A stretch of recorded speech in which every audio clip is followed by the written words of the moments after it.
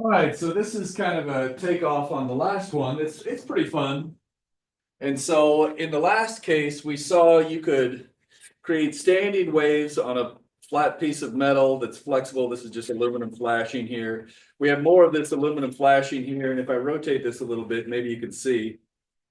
I just have a big speaker now. That's just a big speaker hooked up to this function generator.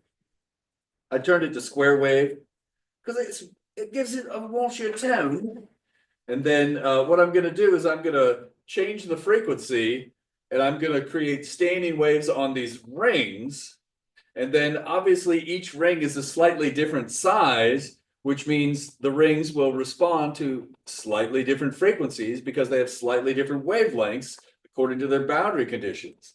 So in order to see a standing wave on the ring, right, we'd have to have this point in the wave match up to that point in the wave, or you could think lambda over 2 equals 2 pi r. All right, so that's kind of cool. So let's just get this going and see. I'm going to turn up the volume. You can see the ring starting to vibrate. We'll just ramp up the frequency. As we get to higher frequencies, notice the smaller rings start to vibrate. Now we can get the second harmonic in some of the rings. Whoa, look at that. Let's go to smoother mode.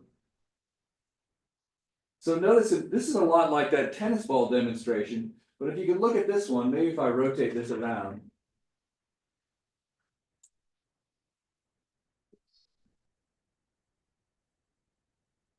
Right, we can see that the ring is flexing.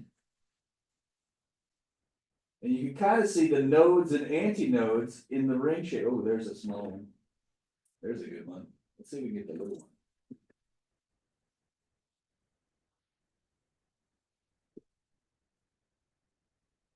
It's the pink bucket lid.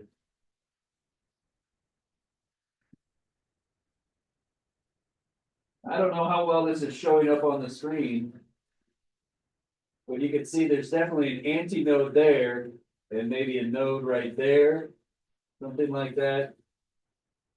And so as you just keep going, you can see different rings vibrate. And that's about all there is to this one. But it's essentially the same concept. A neat aspect about this actually relates to de Broglie wavelengths. Oh, excuse me, de-BROY.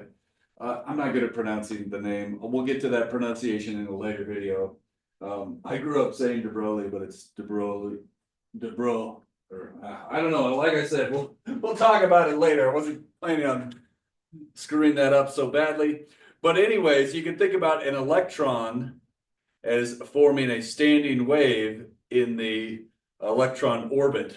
And that's not a perfect model, but it's good for some things. And like I said, this is kind of foreshadowing for modern physics and electron wavelengths. So let's leave it at that.